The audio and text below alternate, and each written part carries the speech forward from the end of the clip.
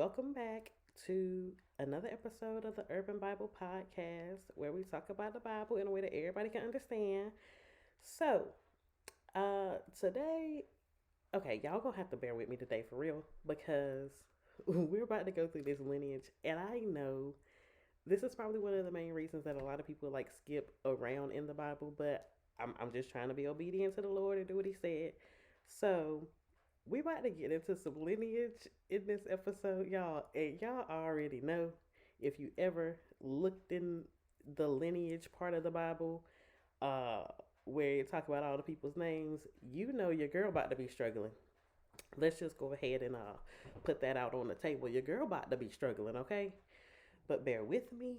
We're not gonna go through the whole little boring thing. I'm gonna highlight the main people and the main things, and we gonna go from there because Erica tried to say all these names. Oh no. Oh no. It's not about to be good for nobody. So we just gonna do what we gonna do. However, let me just tell you, once we get in into the episode, it's some juice in there because we're gonna start talking about Abram. Cause yeah, and y'all already know it was a lot going on with him being the father of the faith, you know? But without further ado, let's get into the lineage, okay? Uh the lineage after Noah, we talk about Noah's sons, Shem, Ham, and Japheth. So the Japheth's sons were Gomer, Magog, Madai, Javan, Tubal, Meshech, and Tiras. Now, the sons of Javan were like seafaring people, the people that dealt with the sea and that were all along on the sea, and that was their territory, right? And that was a part of their clan, their culture, their language, or whatever. Boom. So Ham's kids were Cush, Mizram, Put, and Canaan. Now, Cush was the father of this guy named Nimrod, right? And Nimrod was categorized as a mighty warrior. He was a mighty warrior, mighty hunter for the Lord. And word on the street is there's some little saying about it like, oh, this person is like Nimrod. He's a mighty hunter before God. I ain't never heard that, but I guess this was something that was circulating during Bible times, if you want to say that. Anyway, Ham built his kingdom in Babylon, Erech, Akkad, and Calneh. He expanded his territory to Assyria, which he started building the cities of Nineveh, Rehoboth Air, Calah, and Resen, which was the great city located between Nineveh and Calah. Okay, so Mizraim was the father of Caslahites, who, well, that's where the Philistines came from. The Caslahites. All right, y'all, listen, y'all about to have to bear with me for real. Anyway, Canaan was the father of Sidon. Sidon was Canaan's firstborn, actually. And through Canaan were birthed the Hittites, the Jebusites, the Amorites, the Gergesites, the Hivites, the Archites, the Sinites, the Arvadites, the Lamorites, and the Hamathites. Listen, that's a whole lot. But anyway, later on, the Canaanites spread from Sidon toward Gaza, toward Sodom and Gomorrah, and their lash.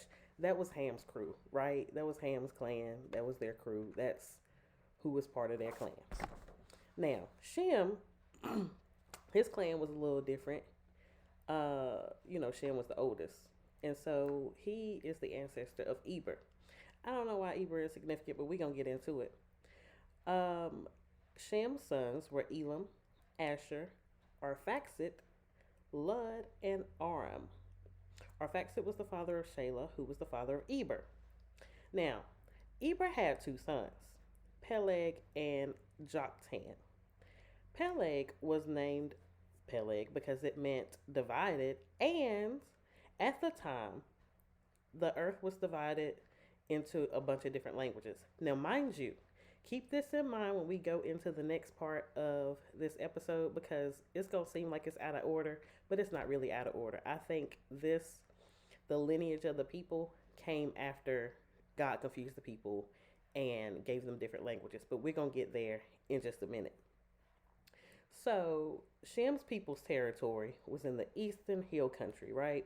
They had their own language, they had their own culture, they had their own thing going on over there.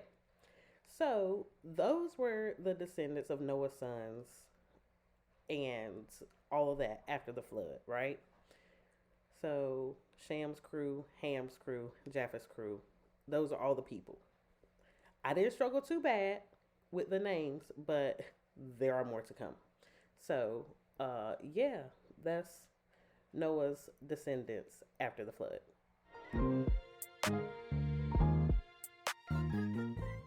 All right, so moving on along, chapter 11, we get to an interesting part of the story, right? So, during this time in the Bible, everybody spoke the same language, and eventually they moved to the east and settled, in the plains of Babylonia, right?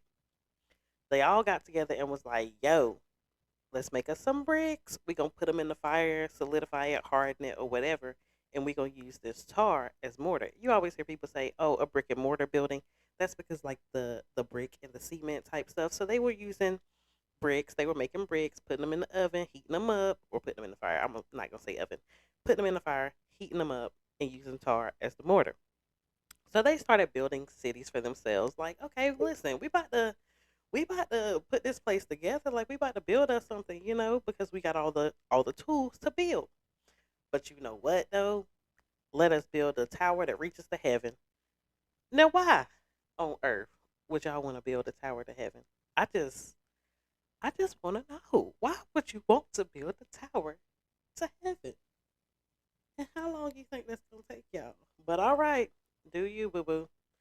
Um, they did all that so they could be famous and make a name for themselves. Like boom, like we about to build this tower. People gonna know us. They gonna want to come see us. We gonna get to stay here with each other. We gonna have this, town or whatever. All of our buildings, all of our little cities or whatever, and people gonna know us because we gonna be known as the people who built the tower to heaven. Okay, so God came down to see the city. Like, let me check out what y'all got going on down here. Let me see what's really going on down here. And then he realized, listen, everybody on one accord, and they're really just out here like building a tower to try to get to heaven. Now, if they stay on one accord, they gonna be unstoppable. Like nothing's gonna be able to stop them if they get their mind right and they all start working together and they talking amongst each other and they're building a plan and they executing that plan. You know what though? I want to make sure that that don't happen. I listen. We not about to have that. So let us go down there, confuse their languages so they can't understand each other. Then they can't build this tower to heaven.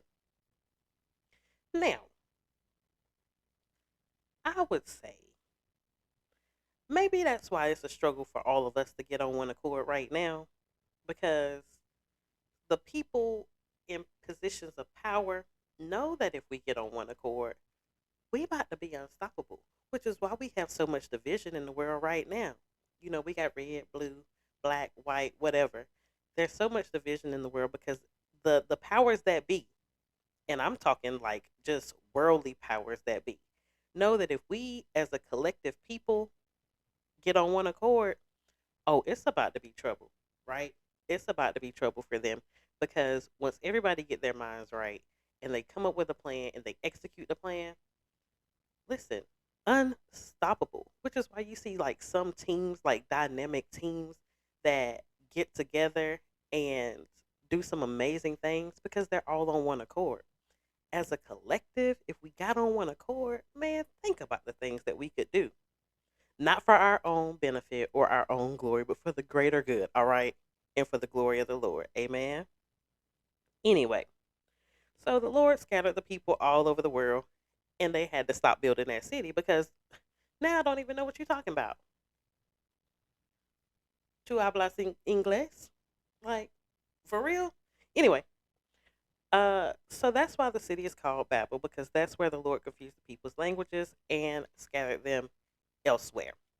All right, so y'all know your girl in this lineage ain't about to be it, but Here goes some more lineage for y'all. So, Sham's family's bloodline. This is where we're at right now. 2 years after the flood, Sham was 100 years old. He had Arphaxad, right? Sham lived 500 more years, went on to glory. He had more children too. Arphaxad was 35 years old when he fathered Shelah. Arphaxad lived 403 more years, had more children, went on to glory. Shelah was 30 years old when he fathered Eber. Shelah lived 403 more years, had more children, went on to glory. Eber was 43 years old and he fathered Peleg. Remember him? His name meant divided. Anyway, Eber lived 430 more years and had more children. Peleg was 30 years old. He had Reu. Peleg lived 209 more years, had more children, went on to glory. Reu was 32 years old. He fathered Sherek. Reu lived 207 more years, had more children, went on to glory. Sherek was 30 years old, had Naor. Sherek lived 200 more years, had more children, went on to glory. Naor was 29 years old, and he fathered Terah. Naor lived 119 more years, had more children, went on to glory. Terah was 70 years old. His children were Abram, Naor, and Haran. So Terah was the father of Abram, Naor, and Haran. Haran was Lot's father. Y'all know Lot. We're going to talk about Lot later, but Lot is one of the famous people that people often talk about. Haran was Lot's father. He died in Ur of the Chaldeans, right? That's where Terah and his crew was from. Abram, Naor, all of them, Haran, they were from Ur of the Chaldeans. That's like where they were born. Abram and Naor they both got married. Haran died in Ur of the Chaldeans, right? So I'm assuming he didn't have a chance to get married. But Abram married Sarai. Naor married Milcah. Now, Milcah and her sister Iscah were Haran's daughters. So that means Naor's wife was his niece, all right? Listen, the pot was limited back in those days, so, the women were few and far between, if you know what I mean. Anyway, Sarai didn't have any children, and she couldn't get pregnant. So one day, Terah took his family, Abram, Sarai, Naor, Milcah, and they headed out. They left Ur of the Chaldeans, and they headed towards the land of Canaan. However, they settled in Haran. Terah lived for 205 more years, and he died in Haran.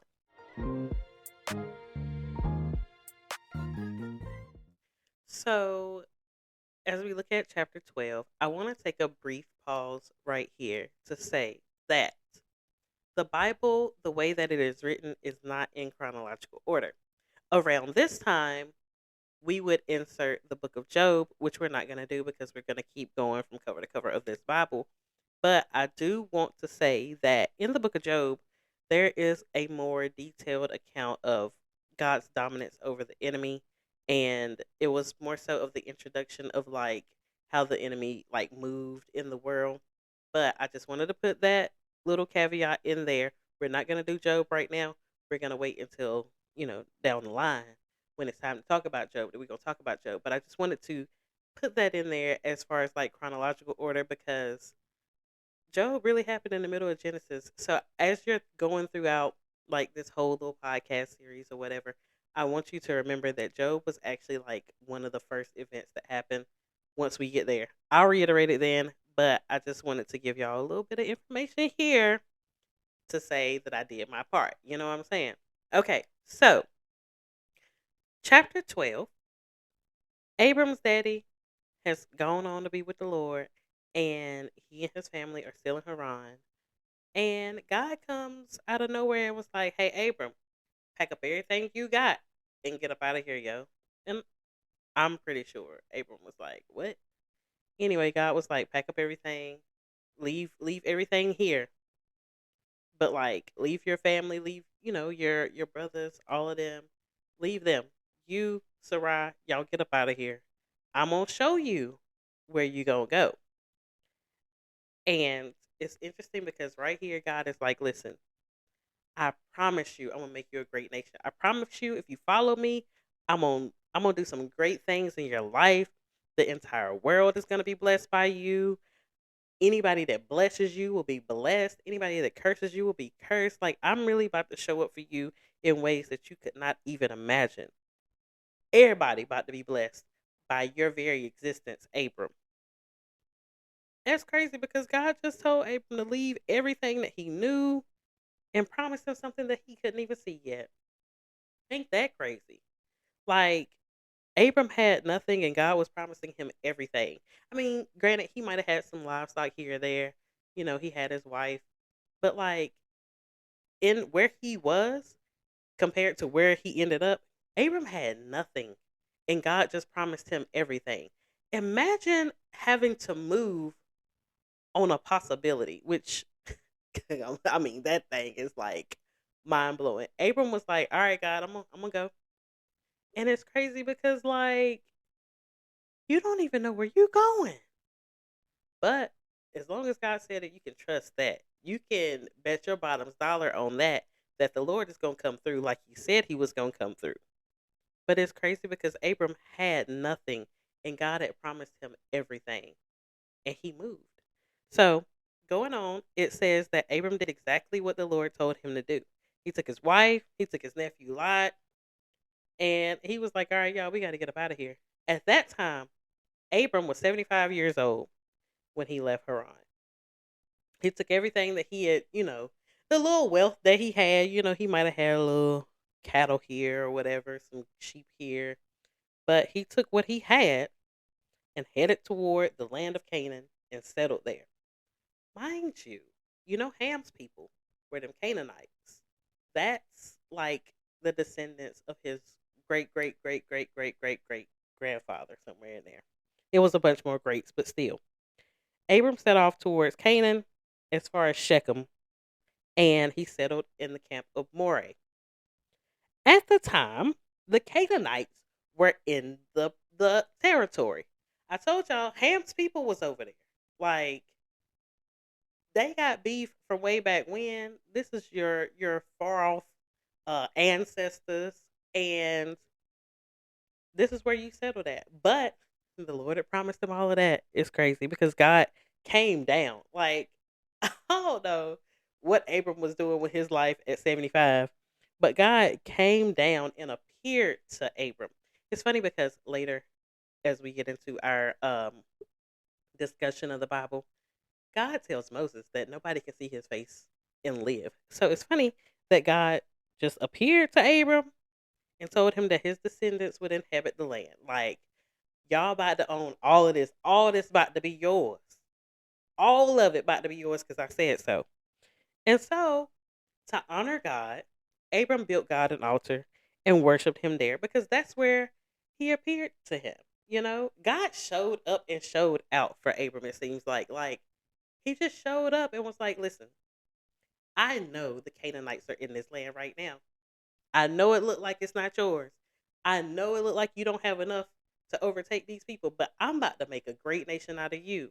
I'm about to make an example out of you. I'm about to come through for you because all them other people didn't think I could. I'm about to do it. I'm about to do it. And God did it. As we already know, God made Abram a great man in the Bible. So, Abram continued on his journey and headed to the south side, down in the camp towards Bethel. Bethel was on the west, I was on the east, right? So he built another altar and dedicated it to the Lord. Each step of the way, it seems like Abram stopped to thank God, like, Lord, I thank you for what you've done here. Lord, I thank you for what you've done here. Lord, I thank you for what you've done here. Lord, I thank you for what you've done here. How many times do you thank God for what he's doing in your life? Don't worry, I'll wait. So each season of your life deserves some thanks from the Lord. It might not be an altar, but I think each day, each second of each minute, like, God deserves some thanks for how he has brought you through and how he is continuing to walk with you through this uncharted territory, so to speak. Like, God really showing up for Abram in this moment. And God really shows up for us if we really think about it. Think about the state of this world and where we could be. Honestly, we could be, not here. But God be showing up for us. I ain't even gonna lie to you. He be showing up for me. Let me only speak for me. God be showing up for me, Erica D. Okay? God shows up for me. And so if God showing up for you and has been showing up for you and your family and your peoples, get a Lord some thanks right here. Hallelujah. Yes, Lord. So Abraham continues on his travels. He keep heading toward the south side, and he ends up in the Negev. Now, the Negev was in the south side. It was some dry land down there. It wasn't really nothing popping off, but that's like where they kind of settled at for a little bit. However, there was a famine in the land, and a famine means that it wasn't producing nothing. It didn't really have no crops going on. And so Abram was like, "Listen, I'm gonna go down to Egypt for a little minute because I know Egypt is prosperous. Their land is like prosperous. So I'm going to Egypt." But, Abram had Sarai, right? And so he was like, boom, let's come up with this plan. You a fine little tenderoni right now. And I know once they see you, they gonna do anything they can. They'll even kill me to get to you. So what we about to do is we about to tell them that you're my sister, right? Because I don't want them coming after me, and I want them to treat me good because they think you my sister, and they're gonna do anything and everything that they can to make sure they get you. Hey, sure enough, as soon as they hit Egypt, y'all see that girl? Hey, y'all see that dude coming in with that girl? Y'all see that girl over there? The Egyptians saw Sarai. It was a rap, baby. They hyped her up to Pharaoh like, hey, this fine little thing just walked into town, right? And listen, you better hop on it. So, boom, Sarai taken to the palace. They just got into Egypt and Sarai already in the palace. Like, girl, how you do that? Anyway, because Sarai had been escorted to the palace and they were really checking Sarai out, Pharaoh started treating Abraham very well, all right? I mean, he was giving him sheep, he was giving him cows, he was giving him donkeys, male servants, female servants, camels. Like, Pharaoh was like laying it on thick, like, hey, I want this chick. Like, let me have her, right? And in return, he treated Abram well because he thought Abram was her brother, bro. Crazy. So, as we go on in the story, God was like, we ain't having that. I ain't even about to let you touch her. God sent some serious diseases on Pharaoh and his people in his household. Like, yeah, all y'all about to be sick because of Sarai.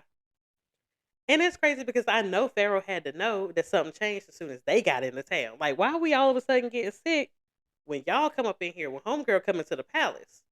Like, she got to be the ops. Somebody is in the ops in this situation. So Pharaoh was like, hey, go get Abram. Go get her supposed brother. So when Abram comes back, Pharaoh was like, yo, what's up? You didn't set me up. Like, what you done? Why you didn't tell me that was your wife? You was gonna let me do whatever to her, and you wasn't even gonna tell me that was your wife. Why you didn't tell me that was your wife? Like, why you sitting over here lying, telling me that's your sister? Like, I just don't understand. Like, why you over here lying? So he was like, yay, both of y'all got to get up out of here. Y'all got to get up out of here. You hear me? Out. Like, y'all can't even stay here. I know y'all came here because of the listen, y'all can't even stay here. Y'all got to get out. So Pharaoh ordered his men to go get Abram and Sarai, kick them out of Egypt, send them on their way with everything that they had accumulated while they were in Egypt. I don't know how long they were in Egypt, but like, Pharaoh was lavishing Abram with all this stuff. I'm gonna let y'all keep all of that. Y'all just get out of here because y'all got me messed up. Yo, this is where the Bible starts getting wild, and I love it. You feel me? Because, yo, it's some crazy stuff that be happening in the Bible. Like, when I first read the Bible in my young age, I was like, clutching my pearls. What is going on? This is just the tip of the iceberg of the craziness that happens in the Bible. That's why I want y'all to continue on this journey with me as we go throughout the rest of this Bible and we talk about what the Lord talked about. You know, all of the Bible is God breathed, right? So I want y'all to come along with me so we can see what else happens, so we can get the tea for real. But that's the end of chapter 12. And we gonna catch up on the other chapters in the next episode.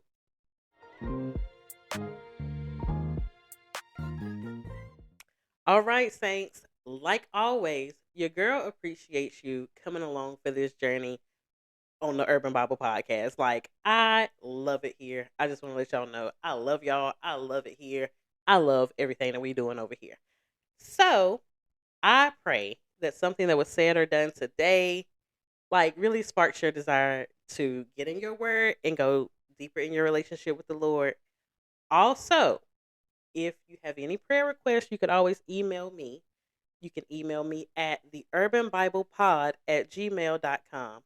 I am so excited to be on this journey with y'all. I just really cannot, I can't put it into words, but I'm so thankful that you guys took the time out to listen to what God is trying to do through this podcast.